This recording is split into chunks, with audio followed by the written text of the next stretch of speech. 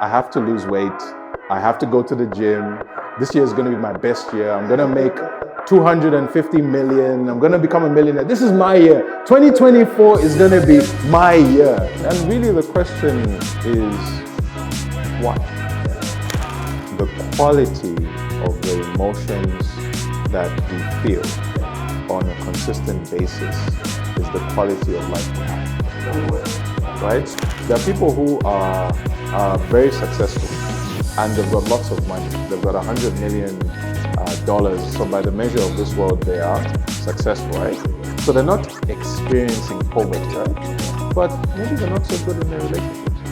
Maybe in their health, they're not so good. So there's always something you can find that if you want to be more, then there's something there. Static doesn't mean I remain static. Over time, static means I'm going down. That's what static means. So whoever thinks that they're in I'm in a holding position and I'm static, there is no holding position. You're either going up or you're going down. So my warning is, yes, once again, we've picked a fantastic location. We're at very pristine grounds of Nkwashi. Did I get that right? Nkwashi? You did. Nkwashi. Okay. I don't know about pristine. Lovely place. Drive here was subliminal. It was on another level. Yeah. And I think this conversation is something we've all been looking forward to. The usual 3 and company crowd. We don't need to introduce ourselves. However, there's a requirement to introduce the guest. We have with us Lukonde Kasonde. Round of applause for the man. As you say, as a Nigerian pronouncing Zambian name. Really? We're clapping more for that than anything. Yes, so that you don't do a cutting on his name. Yeah, we saw that. You know, but overall, it's good to have you here. Thank you so much for sparing out the time to be here. Thank you. I think we have a really packed conversation to have, and maybe a bit of context for the audience and the crowd.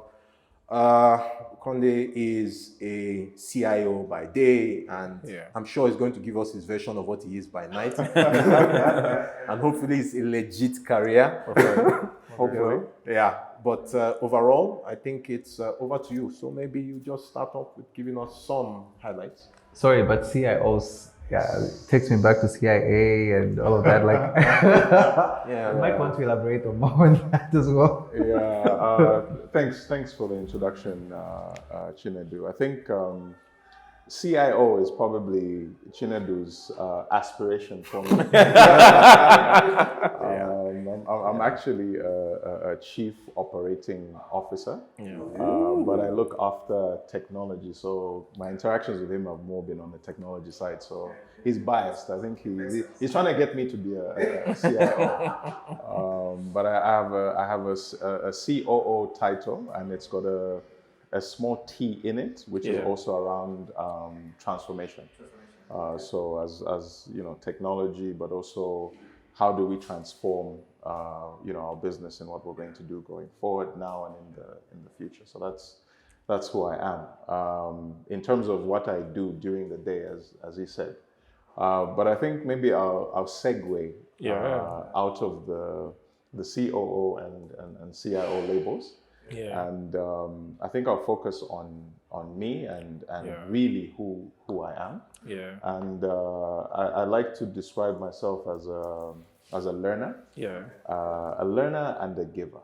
Yeah. Because when I look back, what I see is this insatiable hunger to learn things. Yeah. But also to very quickly give it away. Yeah. So I think that's who I am. Is that like LG? Instead of CIO or COO, can I be like LG? Life giver. LG. Lifelong giver. Lifelong giver, right? LG. So that's who I am. Yeah. No, that's fantastic. And maybe to set the tone for this discussion, it's something that is very close to mind. So maybe a bit of background for context. 3 and Company is the format of all of us here and the unseen hands behind the camera who always come together to give contextual topics about real life issues. And again, maybe as a preamble that follows our larger discussion before this, it has to largely do with the commonalities in life that one can apply across all your verticals. So to your point, outside our specific titles, investor, connector, community leader, or CTO or COO or CTOO or whatever those acronyms would make, it would be what would be the fundamental values or what would be the fundamental themes around which life, the principles of life can be applied regardless of whichever hat you wear. So maybe a father, maybe an uncle, maybe a worker, maybe a church leader. It doesn't matter what it is. Right. From your point of view, what would be those, what would be the deep-seated or deep-rooted values that you consider important to you in your own words? Okay, that's a very deep question. That's Chinedu for you. That's deep. Always deep. That's a loaded question. Yeah, it's so broad, right? That's a lot of things. It wasn't part of the script, right? Yeah, I think I'll try and simplify. Okay. Because I as one of the values I have, it's simplicity. I think complexity is overrated. Talk about it. And I don't think complexity is even intelligent. So I'll try and zone into That one. the crux of it. So for me, when I think about the values that I move towards, and I talk about why I'm a learner and a giver. Ultimately, for me, the two things that drive me from a value perspective are growth and contribution. That's why learning, creates the growth, and then, the contribution then ultimately, gives back to me. So it's funny, the more I grow and the more I learn and the more I give, the more comes back to me. That's what I've learned in life. You're going to say then that it's like a tight cycle. It's the gift that keeps giving. Keeps on giving, When you give, it's the gift that keeps giving. So in that, there's certain things that are really important to me. One is, generally, every single one of us is trying to become something. Of course. Every single one of us is trying to be something. Every single one of us is trying to search for who we are. Yeah. So the first pillar for me is, becoming something. Yeah. And what is that thing that we want to become? And when I talk about becoming, I'm not talking about becoming a lawyer or a doctor or an engineer or a banker or an investor or an accountant. It's who are we as human beings becoming, to the point where we say, I am, and ... What are we going to put after the ... So that's the first thing, is the constant search for who are we becoming. And it's different for every one of us. The second thing for me is, what are we doing? Because once we, on this constant journey of becoming and identifying who we are, we then have to decide, what are we going to do in that journey to become what we need to become. So first pillar is that clarity around constantly questioning, who are we trying to become? Secondly, what are we doing to become that thing we're trying to become? And then lastly, how are we influencing the people around us and the world, that we exist in? So who are we becoming? What are we doing? And how are we then using that to influence impact what's around us? So that's for me, those are the values that I would say. If I was to simplify it, because they say people can only remember three things, right? So, more than three. I've kept it to three. So, actually, I think that I was listening to a motivational speaker. Okay, not a motivational speaker. This was a speaker, and he mentioned that to capture your audience, you always need to not to sound complex or smart, but it's always important to give direction to what you're trying to say. And say three things. So things like two things, one thing. You'll find that even in the one thing they mentioned 10 other things, right? But my question, I love the way that you've described, I think there was like an affirmation of acknowledging the fact that you are, and then there was the doing part, and then there's the influence part, which is more like around now everyone else, right? I think that's the shortest way I could describe it. I think that mostly, I think even for me, it's like one of those like starting the year. You have like, oh yeah, the resolution, yeah, you know what I mean? right? I like that. But how do you sustain that? How do you Great how do you sustain that? How do you sustain growth, right? As in, maybe just from your perspective, like how do you sustain that? Great question. Just describing that, but how do you then sustain that? I love that question because now we're going into it's aptly timed, right? Yeah. We're in December and we're gonna come back in January and everyone's gonna be like, oh, my goals and my New Year's resolutions, and it's such a critical question for this time in New Year, January, and everyone's got a new lease of life. Usually we ponder when maybe our birthday has got a 0 at the end. Yeah. Or New Year, and that's when we decided, hey, I need to change my life and I need to do, and I think that's maybe the first thing I would say about sustainability is that it's a practice more than it is an event. Yeah. So right now, people are saying, I think I'll wait until the 1st of January to make my New Year's resolutions. Why? Yeah. Why?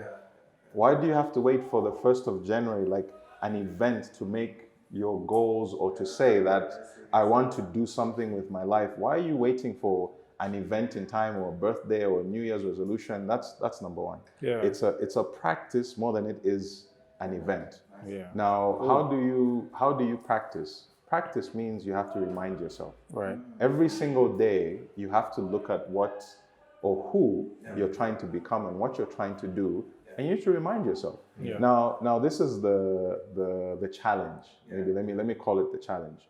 Is, do people really decide? Do they really make a decision? Mm-hmm. Because in the I think I read somewhere the origin of decision is to cut off any other possibility. That's the root of decide. Wow. When you make a decision, you cut off any other possibility. Yeah. And zero in on one thing. On the thing. That's a decision. To decide, go back, Latin, etc. I mean, the clever people will look at it. Decide, the root is to cut off any other possibility. So when people say, we're talking about sustainability, I'm saying, wait a minute, before we even get to the practice of sustainability, have we made the decision? Yeah. Now, we haven't really learned, most of us, how to make a decision. Because we say a decision is, I have to lose weight, I have to go to the gym, this year is going to be my best year, I'm going to make 250 million, I'm going to become a millionaire, this is my year, 2024 is going to be my year. And really the question is, why? Yeah, I think we spoke earlier about the 5 whys, and we're having a discussion about, I think it's Simon Sinek or whatever. Yeah. But that is so critical to sustainability, because if you say, I want to lose weight or I want to become fit, and then we say, why? Yeah. And your answer is because it's the right thing to do, or because everyone is doing it, or I think I'll look good. There's not enough emotion. Yeah. Yes. There's no emotion in your decision. So there's a very big difference between you saying, I'm making a New Year's resolution because I want to lose weight and look good, versus I am going to die. Yeah. Wow. Those are two different decisions. If I don't lose weight, I'm going to die. But even that's not good enough. Yeah. So what if you die? Yeah. So what if you die? Yeah. Where's the emotion? Even that's not good enough. Yeah. If I die, the person who I support will have no one to look after them. Yeah. As an example. Yes. And so what? Yeah. They won't have anyone to look after them. If they don't have anyone to look after them, they will suffer. Yeah. How much will they suffer? Can you see them suffering? Yeah. Can you imagine that person you love suffering? Yeah. Can you imagine that person you love dying? Yeah. So before I lose the frame of thought, it's something that you touched on, which I think was a preamble, and I will go back to it specifically. Yeah. So to gain the resolution, to make the decision, it has to be supported by emotion. Correct? You have to have emotion, yes. An emotion has to be the purest state of emotion. We know that there are different types of emotion. Correct. There's fear, Correct. there's frustration, Correct. there's irritation. Correct. But if we take the most capital one that you used to set the example of, Correct. so I'll give you an example. Correct. I've just been diagnosed with cancer. At the same time, my wife has just been given birth. Yeah. I've just fallen in love with my baby girl. Yeah. She's the most beautiful thing I've ever seen in my life. Yeah. I have to beat this cancer. Yeah. So suddenly that narrative becomes very Correct. empirical. Yes. I don't care what it is. Correct. I have to beat the cancer. Correct. Yes. Correct. So if you frame it, so I just needed to give a very specific example so that it makes it very clear for people to see what that is. Yeah. Brilliant. No, when Lukonde gets done, I want to add like a like a different, like a narrative that movies is giving us. You know what I mean? Yeah. But go for it. Like finish. No, I was only going to say that sustainability question. Yes. I think is first grounded in the decision being strong enough. Yes. Because that decision actually is going to impact the practice. Yeah. You're going to get up every day and practice and remind yourself, because that decision is going to keep knocking on your door and saying, my beautiful daughter. Yeah. When you say it's raining outside and it's cold and I have to go out for a run, and then my daughter. Yeah. Hey, flipping heck, I'm going out. I'm going out there. I'm going to go out there for 2 hours. Yeah, bro. You might even overdo it, but I think that's how you sustain it. Is have you actually made the decision? Yeah. The rest of it is just practice. Hey, I have a case, man. Can I? Or you want to go? Should I go? Okay, let me go just to give an alternative view to what Chinedu is saying, right? Yeah. And I think we're all agreeing to it. There's this idea that for you to be decisive and make a decision, you have to remove emotion from it, right? And I'll give you examples. John Wick, right? My guy just goes zero dark. You know what I mean? Like he kills his emotion to do what he does. James Bond, right? All the women that he falls in love with, those movies, and how they dispose of them. But I think it's actually the other way around. Okay. Right? Okay. It's that they're decisive because the emotion of how they feel about James Bond, all those girls, right? You can see how he kills the bad guys because of how they killed Moneypenny or whoever it may be. John Wick, because of how they killed the dog. His dog, so it's not that he kills off emotion. The emotion is the cement for the decision. Correct. Without emotion in it, to your point, you know what I mean? The decision is flimsy. Correct. I can maybe even add a further level to that, and I like the unpacking that we're doing. And the level is this, that primarily, it means, if you follow the example you gave, John Wick, James Bond, it means that there is one superseding emotion that is the mother. The quality of emotion, bro. I was going to get to that. That's really it. That emotion was the mastercraft emotion of everything. Because let's follow the John Wick story, for instance. His wife dies, sends him a dog, knowing what is happening. That is the last reminder of the person he loved the most. Right. And when he confronts the person, look at his face. He says, "You took that away from me." You could literally see where his emotion switches on again.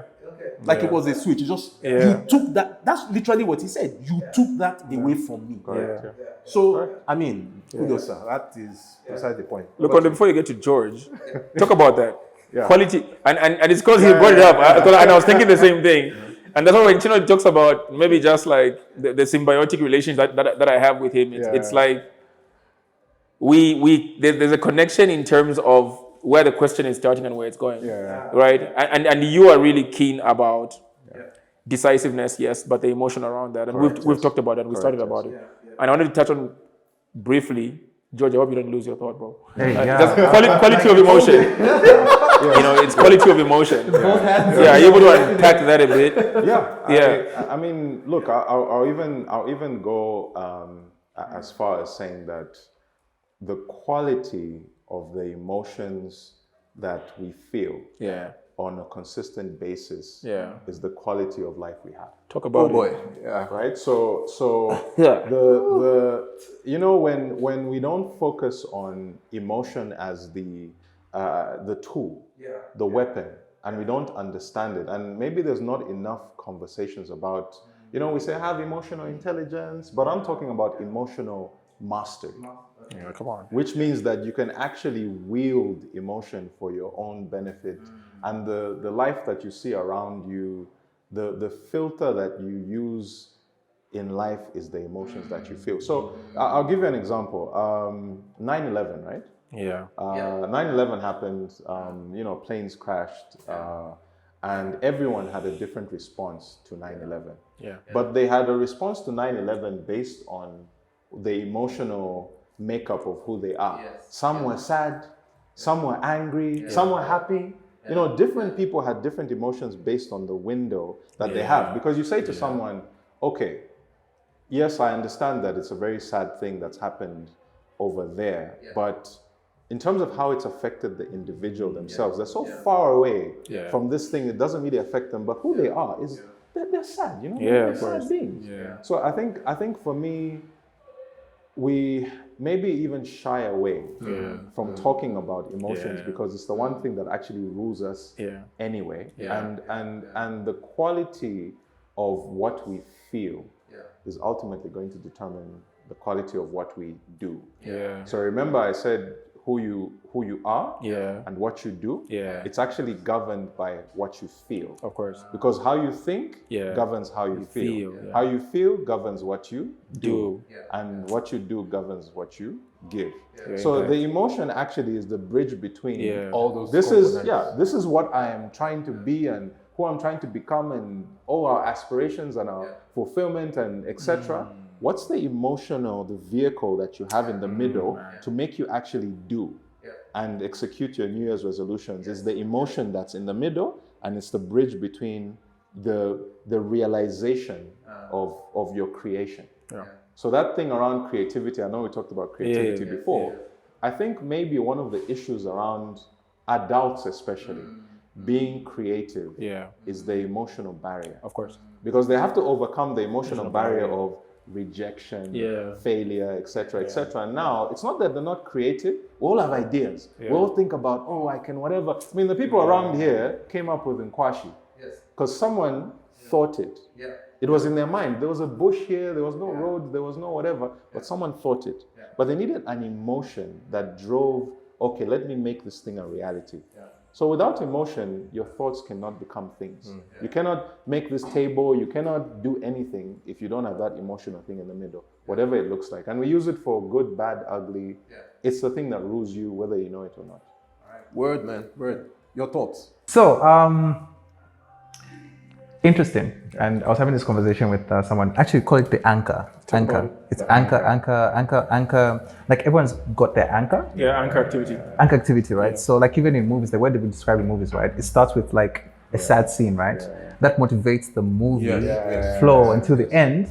And then we get satisfaction in, wow, like he's finally achieved what it is. He's finally killed. And then, so it's that comforting experience, right? But the way I want to turn the question is, when we talk about anchor, but those are always related to sad stories, right? Okay. You get what I'm going, right? Yeah. I get it. Then I was actually thinking to myself, right? Like, for example, like bad experiences in life. And this, we talk about it like, and the perfect stories are the ones that start with, this is who I was before, and then, But I'm looking at those that had everything okay, right? I'm looking at it from a perspective of how is it that we can describe, what is that anchor that we can describe them without really, that they haven't experienced that bad story, whatever it is. But is there something else that would supplement motivation? Something else that will supplement what you're talking about and say, okay, fine, this is the route I go and I'm waking up every day because of this, right? As in, what would those be? That's a great question. Right? So I'll touch on two things with that question. Number one, as human beings, we like stories. And you tend to find that every story, you look at the movies, look at the books, they're all successful stories that we are attracted to as human beings. They follow the same format. They introduce you to the person who is going to be the hero of the story, they get the protagonist, they attach you to them or whatever. They go through the struggle. And after the struggle, there's the bad guy, the down thing that they go through, and then they go through that journey of the phoenix rising from the ashes, or going into the mountain to train with the kung fu master, whatever, and then they overcome, and then they beat the bad guy, and then in the end, we love those stories, right? That's been a formula that's been played over and over and over again. And watch these movies, which we believe, and we love it. As human beings, we love the comeback story. We love the story of I was beaten down and I overcame. We love that overcoming. It doesn't matter whether this movie was 1893, 2023. The format is the same. It's the same. Introduced to the protagonist. Struggle, overcome struggle, whatever happily story. Ever after. Happily ever after. We love it as human beings. It's not even a surprise anymore, but we keep watching the movie. I'll even make it worse for you. Some movies you even know what's going to happen, but you watch them again and again because you love Avengers. You want to watch it, he's going to happen, but you still watch that thing again, right? So we do it together. So, 1, 2, 3. Yeah. So that's the first thing. Is as human beings, we have an inherent attraction to, I don't know what the history is, I don't know how we're made like this, but we love the struggle and the overcoming of the struggle and winning. That's our thing. In the end, no matter how you construct it, 2-hour movie, 1-hour movie, 30-minute movie, if you have that construct, you'll be successful in some form in making any story, right? That's number one. Now, number two, we say, how about people who have not experienced a big challenge? They haven't gone into the doldrums. I mean, number one question is, first of all, are we sure that there's anyone out there who hasn't got a challenge? Who is like that? That's number one. That's my first question, is that, is there really anyone who doesn't have a challenge? Number two is, this what I call the middle layer of where you're disconnected or disengaged, is actually, you think that I'm not experiencing anything, but by being in the middle layer and not feeling desperate about anything, and not being inspired about anything, you're actually dying. Wow. You're actually dying, because when you're in the middle layer, when you're static doesn't mean I remain static. Over time, static means I'm going down. That's what static means. So whoever thinks that they're in I'm in a holding position and I'm static, there is no holding position. You're either going up or you're going down. So my warning is, there is no, I haven't experienced anything. Well, if you're static, you are going to experience something soon. Now, I think there's also an element of fear. Of course. Because you're sitting there static and you're choosing not to be inspired by anything, or you're choosing not to see that you're about to die. So you're actually afraid. You're actually afraid. I mean, are you really experiencing life to the fullest if you're saying, I'm not experiencing life to the fullest? That isn't possible. You mean nothing is happening around you, the people around you, do you want anything? Do you fear anything? So that's probably what I would say. I would question, first of all, is the person actually not experiencing something? And there are lots of people successful people, let me make it worse for you, right? There are people who are very successful, and they've got lots of money. They've got $100 million. So by the measure of this world, they are successful, right? So they're not experiencing poverty, right? But maybe they're not so good in their relationships. Of course. Maybe in their health, they're not so good. So there's always something you can find that if you want to be more, then there's something there. I've heard The Rock talk about the thing that differentiates a champion from someone who's just good is an anchor, right? So we've touched on a number of things, including some of the aspects around growth, right? We talked about decisiveness, we talked about emotion, right? We talked about quality of emotion, right? I think it would be helpful in this journey that we are on to sort of ground that, right? Like what is the anchor to that, right? What kind of person, in a way, what does the person who wants to reach that growth phase have as an anchorage? What are some of the things that you've seen, like in your life? And this is not a question just to Lukonde, in the guest sense, but a question to Chinedu, a question to George, a question to myself, like what have we seen is an anchor to some of the things that we sort of describe as the desirable. Yeah. And I think maybe a great place to start is Lukonde, and then we'll go around. Yeah. Okay. I think that's a great question. Yeah. And I think for me, when I reflect on my anchor or my different anchors, Yeah. I think it's always been around reason. Yeah. What's the reason for doing whatever I need to do? Right. So when I look back and I say, okay, Lukonde, when you look at all the different stages of your life, what was the thing that was grounding you, the foundation that was keeping you progressing and getting you to where you wanted to get to? And ultimately, it's at every stage there was an overarching reason. Right. So whether my overarching reason for wanting to do well at school was to make my parents proud, right, that was the anchor. Yeah. Whether when I was a teenager wanting to be something, it was my social group. That was my anchor. Impress a girl. I want to impress the girl. That's an anchor.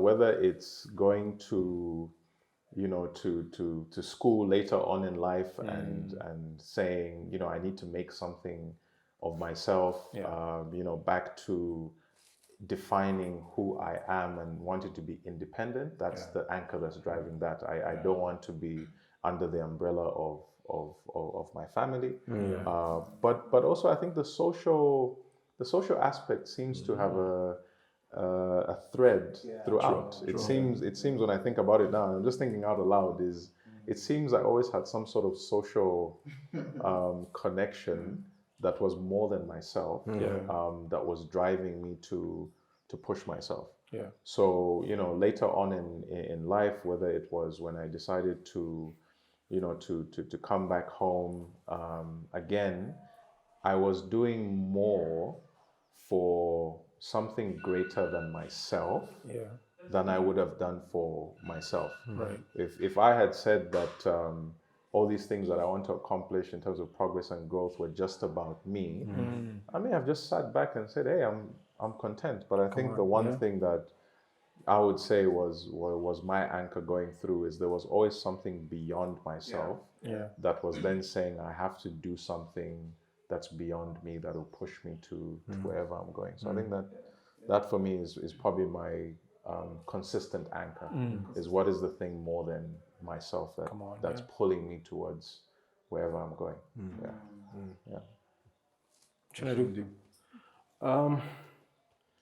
So I probably borrow very heavily from what he said. I mean, he has been saying a lot of good stuff since he came. Maybe we should change the name for a company. But seriously, an anchor point for me is on the basis of purpose, and this speaks to a point you made earlier. So purpose has when I understood myself and I latched on to the requirement of purpose, one of the things I always try to do, and I still continue to do now, is to understand me. So that way, when I discern my purpose, the proper understanding of who I am with all my limitations, good, bad, ugly, like you said before, is now something that I can leverage. And maybe that's one of the anchors. So in other words, on a personal note, I know these are my vices, these are my virtues, these are my good sides, these are my bad sides, this is how I act under pressure, this is how I that. And that knowledge helps me to position myself so that I can, A, typically act from the strongest points I have. That's one thing. And then B, I can maximize that strong suit, typically, and then use it to probably overshadow the weaker side. So that would be one anchor. The next anchor would be, again, I said purpose. So purpose would delve into my need to always be of service, of help to people. So it drives me where when I'm put in a position, someone comes to say, I want you to be my mentor. Maybe they jump up. It has nothing to do with the mentorship. It has more to be of being of service. Yeah. And that plays a cardinal role because, and it touches on something we've all said at various levels of this discourse, which is that when you look back at it, your 25 years of meritorious service did not affect the world. It affected the limited circle of people. What affects the world is the impact you have on persons you meet, and they take a silver of that personality forward and they share it with the rest of their own wider group. So imagine from a scale of opportunity that you started from 1, and then you touched in your lifetime 1,000 lives, and each one of these 1,000 lives touches another 1,000. So what happens is it's a tree out there that has taken that your one single influence and has spread it across how many tree branches. And that scale, that's reach, that's the impact of the purpose of your life. That decision you made to make a difference, to be of service, to be of help. And think about it, you have shown someone exactly how to act. They take that, make it their own, and then cascade it forward. They will then show someone else how to act. And they will typically start with this story. I met this person who was very blah, blah, blah. And then that person they will again share that story in his own version. No, I met this person. But when we trace it back to the source, everybody has always met someone. So I think those would be my 2 core anchors for me. At least I touched on. Yeah, only because I want to say my name. George? George. Okay, George, what's your answer? Let me help you there. The man who needs no introduction. No, thanks so much, Casper. You're far too kind. You're far too kind. You know that long pause. George. Thank you so much. Thank you, sir. I think mine are really drawing from personal experiences, and I think if I really have to think about it, one thing that took me back was past, as in because you go through experiences, you go through like a lot of things, right? And not that they were placed there that you're unlucky, but obviously to teach you something. But also like the drive is never wanting to go back, as into those experiences, right? So it could be experiences with maybe family, it could be experiences with maybe a lack of something in your life, right? Or that motivates you to, okay, I never want to go back to that experience of lack, right?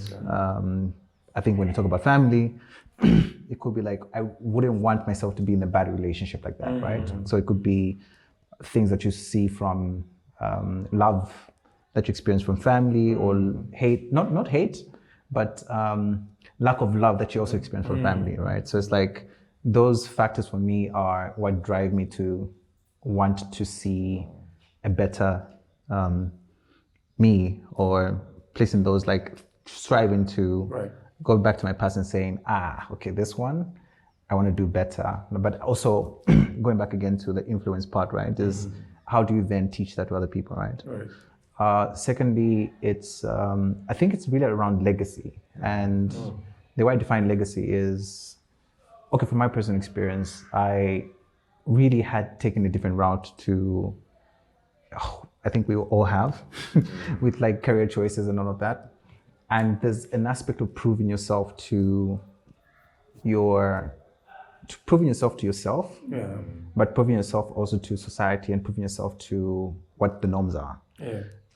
We're talking last time about the template, where it's like, okay, fine, this is, after you finish this, you've done that, your next thing you do that, next thing you do that.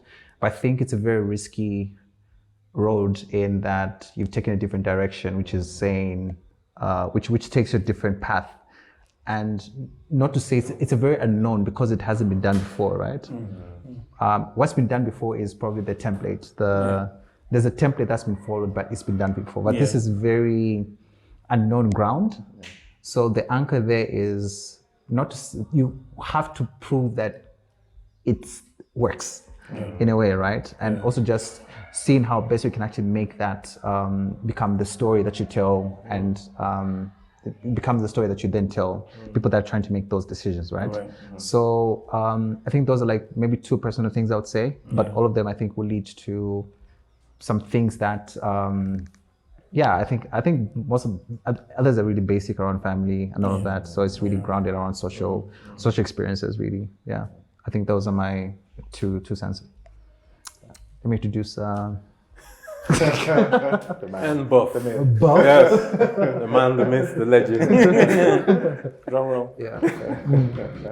Thank you, gang. The funnest thing about having this discussion is we don't necessarily have a guest. I think we have. I glean from Chinedu.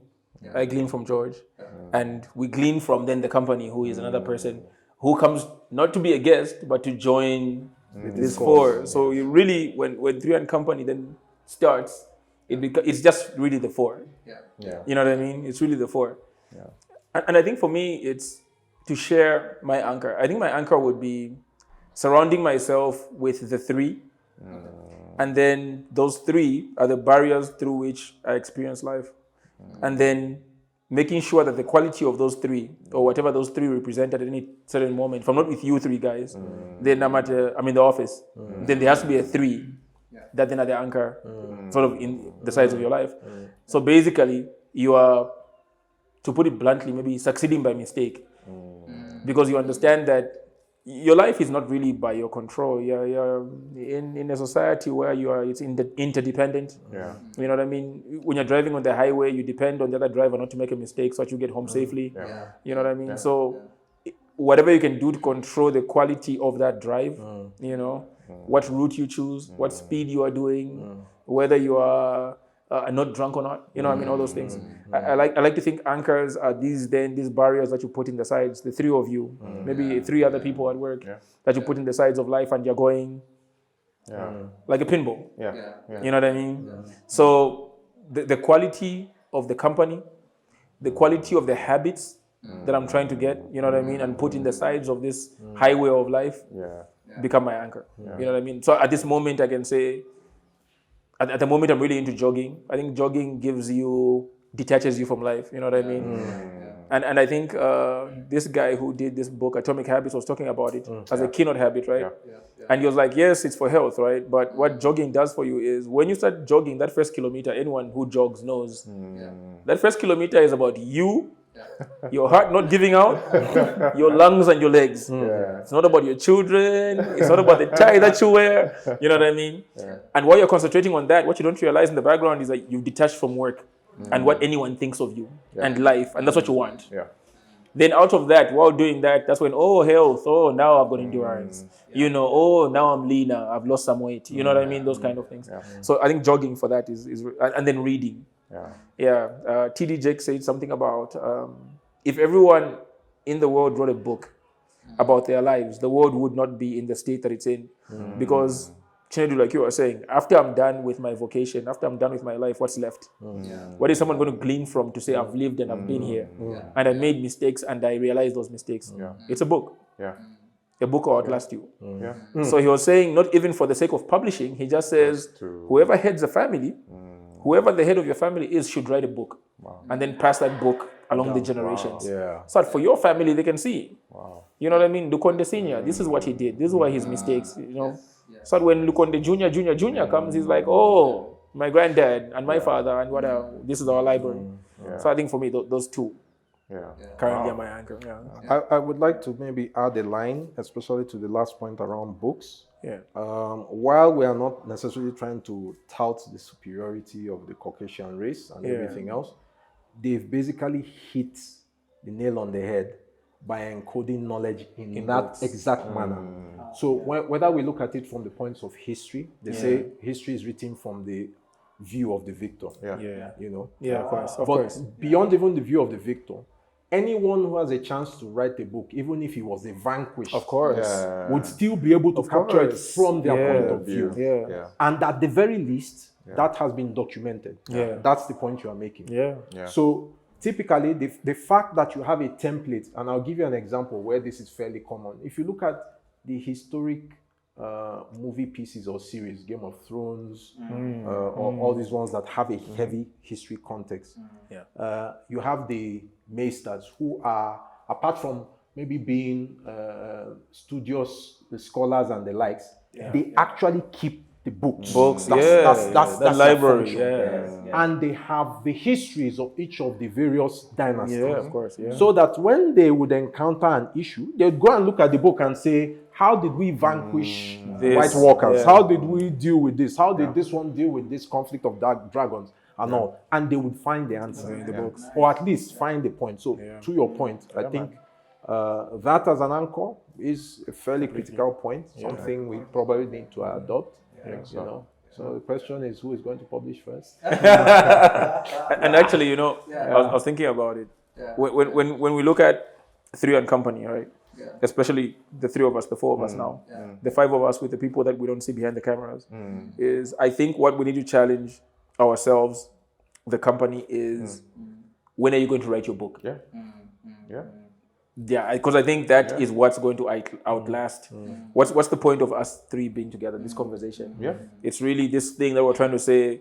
You don't have to make the same mistakes that George made, that Chinedu made, that I made, right? At the same way, we're not trying to tailor the route for you, but we're trying to let you know from our point of view, these are kind of the things that we thought, you know what I mean, didn't work, or that worked. I just have a question around having this format.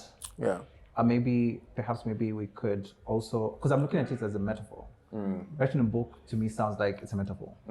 It's whatever form that we're going to use for record keeping. Of course, So it's not necessarily the book. Of course, But maybe if we could elaborate on some of the things that you'd say, okay, maybe for experiences like you, because we're narrowing it down to the book. Of course, but what are some experiences maybe like that that are stories, or maybe in the past or something like that we refer to? I think in the African context, we talk about Insaka, right?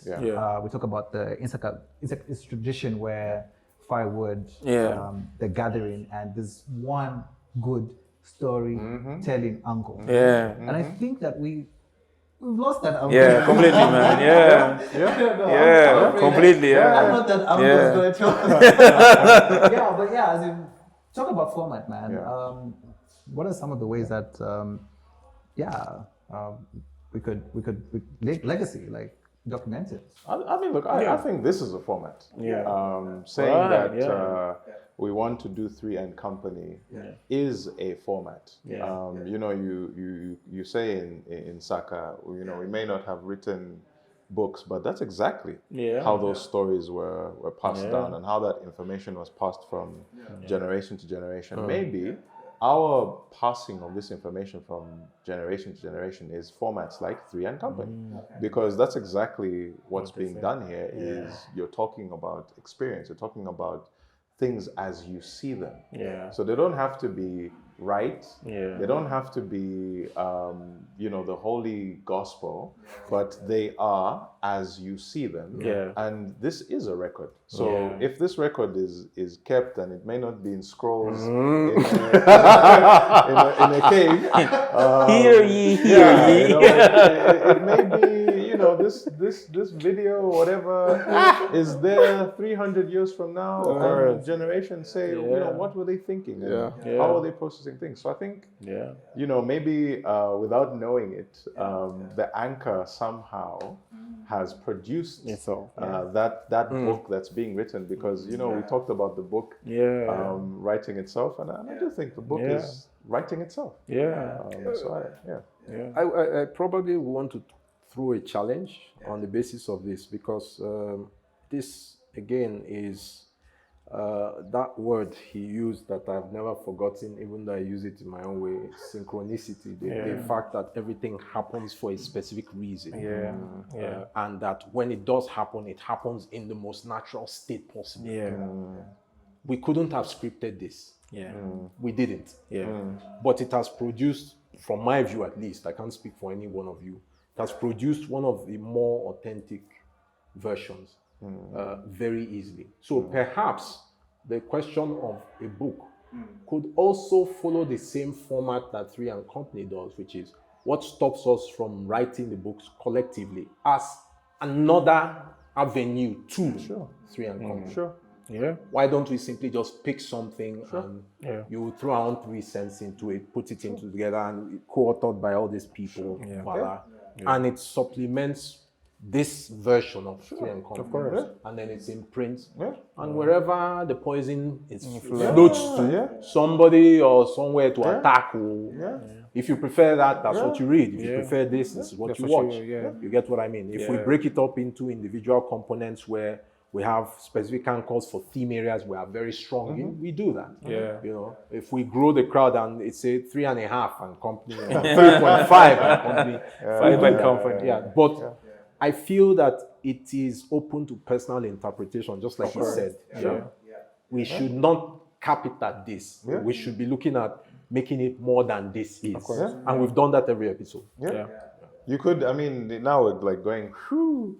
Well, you could say, following on from actually writing the 3 and Company series, because now it's a series in my head, right? 3 and Company series of books. You could have 3 and Company Publishing. Of course, And 3 and Company Publishing is made in such a way that it's about people's stories. You kind of take it. And about leaving those stories. And you say we've lost our culture, but you restart that culture of leaving the stories and people tell whatever their own stories.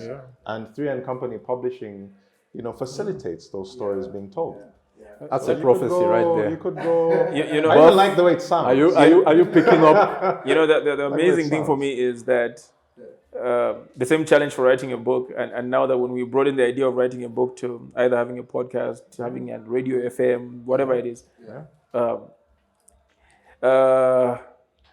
if Lukonde lives here, starts his own podcast. Chinedu lives here, starts his own podcast. George lives here, starts his own podcast. Then this thing is successful. Then this folklore then makes sense. You know what I mean? And I think that's what those wooden fires you're talking about did. Because George left there.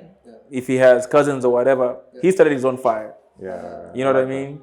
And I think for us, that is, if we're talking about, okay, fine, yes, we've written the book, what is the end result? The end result is you take that, whether it's 1 or 2 of you, and you start your own fire.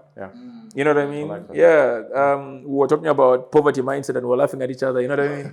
And we're just talking about part of the mindset of abundance is not to think that this experience is unique to us. The platform is. And the platform is, there is no George to remind me and make this fun.